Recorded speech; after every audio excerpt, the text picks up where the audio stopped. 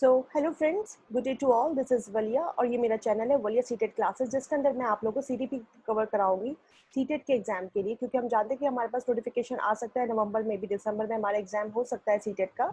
तो इसके अंदर मैं आप लोगों को सीटीपी कवर कराऊंगी और बाकी सब्जेक्ट्स भी मैं इसमें कवर कराऊंगी आपको, लेकिन स्टार्ट जो मैं कर रही हूँ सीटीपी से स्टार्ट कर रही हूँ। और सीटीपी में मैं थ्योरीज ऑफ डेवलपमेंट्स आपका स्टार्ट करेंगे, क्योंकि जनरली हमारे जो थ्योरीज हैं उन थ्योरी से ज़्यादातर क्वेश्चन पूछे जाते हैं। तो अगर आपका कंसेप्ट क्लियर होगा, कंटेंट क्लियर होगा, तो आप लोग क्वेश्चन अच्छे से अटेम्प्ट कर सकते हैं। तो फिर हम स्टार्ट करते हैं आज का लेसन। सो फ्रेंड्स, मैं अनअकैडमी पे एजुकेटर भी हूँ। आप चाहें तो मेरी अनअकैडमी पे फ्री लेसन जाके मेरी प्रोफाइल सर्च करके वलिया से आप मुझे सर्च करके वहाँ से फॉलो कर सकते हैं। प्लस मैंने वहाँ पर काफ़ी स्पेशल क्लासेस भी ली हैं, उन्हें देखेंगे तो आपके लिए काफ़ी बेनिफिशियल रहेगा। और ये आती है हमारी अनअकैडमी पे जो मेरी क्लासेस हैं, वहाँ से आप स्पेशल क्लासेस देख सकते हैं। और मेरे कुछ फ्री लेसन्स भी हैं, मैंने काफ़ी कंटेंट भी वहाँ पर डाला हुआ है, तो आपके लिए काफ़ी बेनिफिशियल रहेगा। आप प्लीज़ देख सकते हैं उसको। और ये मेरा कोड है walia.anabia811। अगर आप अनअकैडमी प्लस सब्सक्रिप्शन ले तो आप ये कोड लगा सकते हैं, जिससे आपको 10% ऑफ मिलेगा। और अगर आप 3 मंथ 6 मंथ्स का सब्सक्रिप्शन लेते हैं तो आपके पास लर्निंग क्रेडिट्स का ऑप्शन भी आता है, तो उसमें आप अपने लर्निंग क्रेडिट्स लगाकर आपको 20% ऑफ प्रॉपरली मिल जाता है। सो फिर हम स्टार्ट करते हैं आज का लेसन। देखिए, theories of development. Theories of development एक बहुत इंपॉर्टेंट पार्ट कवर करता है हमारे सीटेट में, सीडीपी में स्पेशली। इसमें बहुत तरह की थ्योरीज दी गई हैं। जो चाइल्ड डेवलपमेंट की थ्योरीज है हमारी, जैसे कि हमारी आती है साइको एनालिटिक थ्योरी होती है, जो हमें सिगमंड फ्रूड ने दी है, जिसके अंदर हमने स्टेजेस पढ़ी हैं: oral, anal, phallic, latency, genital. फिर आती है हमारी साइको सोशल थ्योरी, जो कि हमें एरिक एरिक्सन ने दी, जिन्होंने हमें ऑलरेडी 8 स्टेजेस में समझाया है। उसके बाद आती है हमारी कॉग्निटिव थ्योरी, जिसमें हम पियाजे पढ़ेंगे। वाइगॉट्स्की होती है हमारी, वाइगॉट्स्की ने सोशल इंटरेक्शन थ्योरी की बात की है। ब्रूनर्स की थ्योरी होती है, जिन्होंने हमें 3 स्ट्रक्चर में समझाया कि इनेक्टिव, आइकॉनिक, सिंबॉलिक, बच्चा किस तरह से चीज़ों को परसीव करता है। फिर आती है हमारी बिहेवियरिस्टिक थ्योरीज, जो कि हमें बीएफ स्किनर ने दी है, जिन्होंने रीइंफोर्समेंट और इमिटेशन की बात की है। फिर आते हैं हमारे जेबी वॉटसन, इवन पावलो, जिन्होंने हमें क्लासिकल कंडीशनिंग दी है। सोशल लर्निंग थ्योरी जो है वो हमारी अल्बर्ट बंदूरा की है। आती है हमारी मोरल डेवलपमेंट थ्योरी, जो कि हमें गॉलबर्ग ने दी है। तो ये बहुत इंपॉर्टेंट थ्योरीज है, जिन्हें हम वन बाय वन करेंगे। जो आज मैं आपका स्टार्ट करूंगी वो करूंगी पियाजे की थ्योरी से, कॉग्निटिव डेवलपमेंट की थ्योरी से। तो थोड़ा सा हम जीन पियाजे के बारे में पढ़ लेते हैं, ताकि इनके क्वेश्चंस करना आसान हो हमारे लिए। पियाजे जो है एक स्विस साइकोलॉजिस्ट हैं, जिन्होंने स्विस मीन स्विट्जरलैंड का शॉर्ट फॉर्म में लिखा हुआ है। एक स्विस साइकोलॉजिस्ट थे। इन्होंने सबसे ज़्यादा इंपॉर्टेंस किस चीज़ पर दी है? इनका कहना था कि बच्चे का जो फिजिकल इन्वायरमेंट है, डेवलपमेंट बच्चे का कैसे हो रहा है, उस चीज़ पे इन्होंने बहुत फोकस किया था। इन्होंने मेनली फोकस किया था बायोलॉजिकल एबिलिटीज़, मतलब जो बच्चे के अंदर उसके पेरेंट्स से जो कैरेक्टरिस्टिक्स आते हैं, जो ऑलरेडी इनहेरिटेड कैरेक्टरिस्टिक्स होते हैं, इन्होंने उसकी बात की है। लेकिन इन्होंने सोशल इंटरेक्शन की बात नहीं की है, इन्होंने इस एक्सपेक्ट को इग्नोर किया है। तो अक्सर एग्जाम में क्वेश्चन आपसे पूछा जाता है कि पियाजे ने किस एस्पेक्ट को इग्नोर किया था। पियाजे ने सोशल इंटरेक्शन की बात नहीं की है, क्योंकि जो हमारे सोशल इंटरेक्शन की बात की गई है वो वाइगॉट्स्की ने की है। और जो हमारे जीन पियाजे हैं वो फादर ऑफ चाइल्ड साइकोलॉजी भी कहलाते हैं। फादर ऑफ चाइल्ड साइकोलॉजी कहा जाता है जीन पियाजे को। पियाजे का कहना था कि बच्चा जो होता है वो एक, मतलब ये रेडिकल कंस्ट्रक्टिविस्ट थे, और इनका अपना मानना था कि बच्चा जो होता है चीज़ों को करके सीखता है। नॉलेज जो वो लेता है वो चीज़ों को कंस्ट्रक्ट करके, लर्निंग बाय डूइंग एक्टिविटीज के थ्रू बच्चा चीज़ों को सीख सकता है अच्छे से। ये मैंने हिंदी में भी दिया, तो जो बच्चे हिंदी में पढ़ना चाहे उनके लिए बहुत अच्छा है, ये वो हिंदी में पढ़ सकते हैं। सो इंट्रोडक्शन ऑफ पियाजे थ्योरी। अब एक इंट्रोडक्शन की इन्होंने अपनी थ्योरी में किन चीज़ों के बारे में डिस्कस किया है, अब हम वो पढ़ेंगे। सो जीन पियाजे studied a lot of children. उन्होंने बहुत सारे बच्चों पे स्टडी किया। He believe that the children were not less intelligent than adults, but their way of thinking was different from adults. इनका मानना था, ये ऐसा इनका बिलीव था कि जो बच्चे होते हैं वो कम इंटेलिजेंट नहीं होते, लेकिन बस उनका सोचने का तरीका अलग होता है। जो पियाजे की थ्योरी थी, इन्होंने अपनी थ्योरी में 3 कंपोनेंट्स को डिफाइन किया है: schemas, assimilation, accommodation, adaptation. Schemas क्या चीज होती है? स्कीमास होते हैं कि बिल्डिंग ब्लॉक्स ऑफ नॉलेज, के किस तरह से बच्चा अपनी माइंड में नॉलेज को परसीव करता है, कैसे ग्रहण करता है नॉलेज को, क्या तरीका होता है। और अडेप्टेशन प्रोसेस वो होता है जो इनेबल करता है transition from one state to another. मतलब जो अडेप्टेशन प्रोसेस होता है उसमें ये सब चीजें इंक्लूड होती है, आपके इक्विलिब्रियम, एसिमिलेशन एंड अकोमोडेशन। इन सब चीजों के बारे में हम आगे पढ़ेंगे डिटेल में।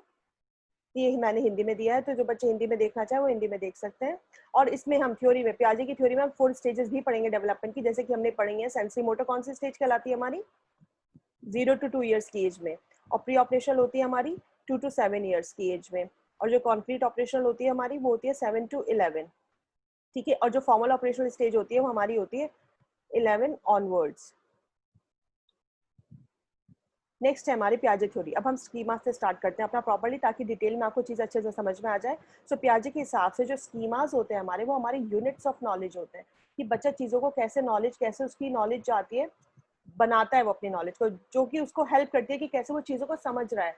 स्कीमाज जो होते हैं वो यूनिट्स ऑफ नॉलेज होते हैं जो कि बच्चे को हेल्प करते हैं चीज़ों को समझने में, कि किस तरह से उसके पास अपनी पुरानी नॉलेज क्या है, उसे अगर कोई चीज़ नहीं देखने के लिए मिले तो उस चीज़ को वो कैसे एडजस्ट कर पा रहा है, कैसे एक्सेप्ट कर रहा है।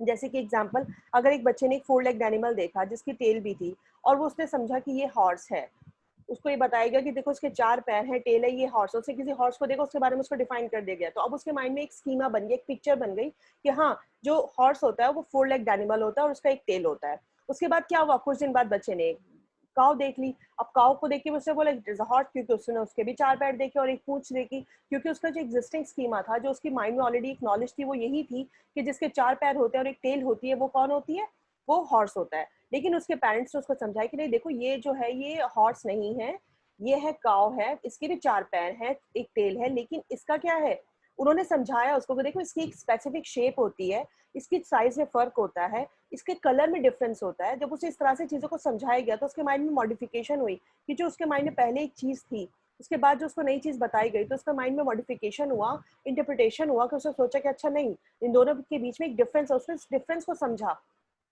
तो ये जो उसका मॉडिफिकेशन हुआ चीजों को लेके, उसने अब नई स्कीमा बनी, उसके माइंड में एक नई पिक्चर बनी, इसके हॉर्स की अलग और काउ की अलग। अब उन दोनों को बीच में अच्छे से डिफ्रेंशिएट कर सकता है कि जो 4 पैर हैं, टेल है, ऐसा नहीं है कि वो काउ ही होगी, वो हॉर्स भी हो सकता है, और मे बी वो छोटा हॉर्स भी हो सकता है। अब उसके माइंड में एक स्कीमा बन गया है।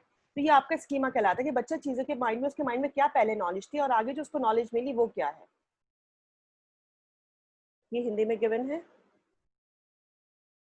स्कीमास जनरली क्या होते हैं, हमारे इंटेलिजेंट बिहेवियर के, कैसे आप चीज़ों को समझ पा रहे हैं, मेंटल टेम्पलेट्स आप माइंड में कैसे चीज़ों को परसीव कर रहे हैं, और अपनी नॉलेज को आप कैसे ऑर्गेनाइज कर पा रहे हैं। ये एक तरीका होता है कि बच्चा कैसे चीज़ों को सोचता है, कैसे अपने माइंड में नॉलेज को बनाता है, किस चीज़ को देखकर, जो उसके माइंड में पहले नॉलेज होती है और जो नई नॉलेज होती है, वही चीज़ इसमें डिफाइन की गई है। फिर आता है हमारा एसिमिलेशन। अब एसिमिलेशन क्या होता है, एसिमिलेशन वो होता है using an existing schema to deal with a new object और सिचुएशन। मतलब आपके माइंड में जो ऑलरेडी एक नॉलेज है, जो एक स्कीमा बन चुका है, जब आपने कोई नई चीज देखी, आपने किसी नई चीज का एक्सपीरियंस किया अपनी लाइफ में, तो फिर आपके माइंड में क्या बना, कैसे नए कंसेप्ट आपके माइंड में आए, तो वो आपका एसिमिलेशन होता है। मतलब जो आपके माइंड में ऑलरेडी एग्जिस्टिंग नॉलेज है, उस एग्जिस्टिंग नॉलेज में जब कोई चीज ऐड हो गई, तो वो आपका क्या हो गया, एसिमिलेशन हो गया। ठीक है। फिर आता है हमारा अकोमोडेशन। अब अकोमोडेशन क्या होता है, it is the process of adjusting और मैनिपुलेटिंग एग्जिस्टिंग स्कीमास। जब आपको कोई चीज पहले से पता है, और फिर आपने किसी नई चीज का एक्सपीरियंस किया, लेकिन फिर आपने उसको मैनिपुलेट करके सीखा कि हाँ नहीं, अच्छा ये चीज ज्यादा सही है, आप मैनिपुलेशन कर रहे हो, मॉडिफिकेशन कर रहे हो, तो वो आपका अकोमोडेशन में आता है। यहाँ पे क्या होता है, जब आपने किसी नई चीज को सिर्फ अपने नॉलेज में ऐड किया, तो ये होगा आपका एसिमिलेशन। जब आपने अपनी एग्जिस्टिंग नॉलेज में किसी चीज को मॉडिफाई किया, इंटरप्रिटेट किया, अक्सर क्वेश्चन में पूछा जाता है, जब बच्चा इंटरप्रिटेट करता है, मैनिपुलेट करता है, मॉडिफाई करता है, 2-3 चीजों से ये बात कही जाती है, तब आपका आता है अकोमोडेशन। ओके। तो असिमिलेशन और जो अकोमोडेशन आता है, वो कम्स किसके प्रोसेस में आता है, उसे हम अडेप्टेशन बोलते हैं। जब बच्चे के माइंड में नॉलेज अच्छे से आ जाए, चीज़ों को अच्छे से समझ जाए, तो वो एक अडेप्टेशन वाली सिचुएशन आती है कि वो चीज़ों को समझ चुका है अच्छे से। फिर आता है हमारा equilibrium, the state of balance between the assimilated information and the information you encounter in the outside world. Equilibrium वो चीज़ होती है कि जब बच्चे के माइंड में चीज़ों का बैलेंस हो जाता है, कि वो समझ जाता है कि जो उसके माइंड में पहले नॉलेज थी और जो उसे नई नॉलेज मिली है, उन दोनों चीज़ों को अच्छे से जब समझ जाता है, जब एक बैलेंस बन जाता है, तब हम उसको इक्विलिब्रियम बोलते हैं। और अगर बैलेंस नहीं बनता, तो वो आपका डिसइक्विलिब्रियम कहलाता है। वो चीज़ों को समझ नहीं पा रहा, कि उसके माइंड में जो पहले से एक नॉलेज है और जो नई नॉलेज उसको मिली है, जब वो दोनों चीज़ों को समझ नहीं पाता, दैट्स कॉल्ड डिसइक्विलिब्रियम। ओके। तो नाउ यू गॉट इट। अब हम थोड़े से इसके क्वेश्चंस कर लेते हैं, ताकि आपको चीज़ें अच्छे से क्लियर हो जाए कि एग्जाम में कैसे क्वेश्चन पूछे जाते हैं। तो children actively construct their understanding of the world is a statement attributed to. ये बात किसने कही है, कि जो बच्चा है चीज़ों को एक्टिवली कंस्ट्रक्ट करके सीखता है। ये मैंने जब आपको स्लाइड्स कराई थी, मैंने बताया था कि ये बात किसने कही है, ये बात हमें पियाजे ने कही है, क्योंकि जो कॉलबर्ग्स है उन्होंने हमें मोरल डेवलपमेंट की थ्योरी दी है, स्किनर ने बिहेवियरिस्ट थे, इन्होंने रीइंफोर्समेंट और इमिटेशन की बात की है, पावलो ने क्लासिकल कंडीशनिंग की बात की है। तो जो हमारा आंसर है वो है पियाजे। ओके। सो नेक्स्ट क्वेश्चन है हमारा, अकॉर्डिंग टू पियाजे theory which one out of the following will not influence one's cognitive development. पियाजे थ्योरी के हिसाब से इनमें से कौन सा ऐसा है जो कि इन्फ्लुएंस नहीं करता कॉग्निटिव डेवलपमेंट में, वो क्या है? क्योंकि क्वेश्चन में नॉट पूछा है तो आपको नेगेटिव आंसर देना है। हम जानते हैं पियाजे ने मैच्योरेशन की बात भी की है, एक्टिविटी की बात भी की है, लैंग्वेज की बात भी की है, लेकिन सोशल एक्सपीरियंसेस की बात पियाजे ने नहीं की है। तो इसका आंसर क्या होगा आपका? सोशल एक्सपीरियंसेस ही होगा, क्योंकि हम जानते हैं सोशल एक्सपीरियंसेस की बात किसने की है? वाइगॉट्स्की ने। नेक्स्ट क्वेश्चन है, Sita has learn to eat rice and dal with her hand.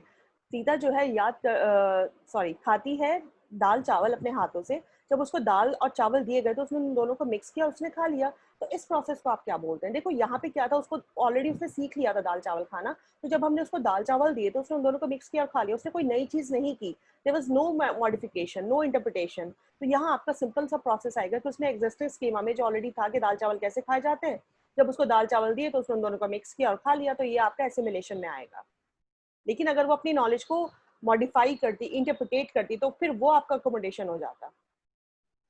Next है, fitting new information into existing schema. जब आप अपनी एग्जिस्टिंग स्कीमा, जो आपके पास ऑलरेडी एक नॉलेज है, उसमें जब आप कोई नई इन्फॉर्मेशन को ऐड करते हैं, फिट करते हैं, तो वो क्या कहलाता है? ये मैंने आपको एज इट इज डेफिनेशन बताई थी कि ये आपका एसिमिलेशन कहलाता है।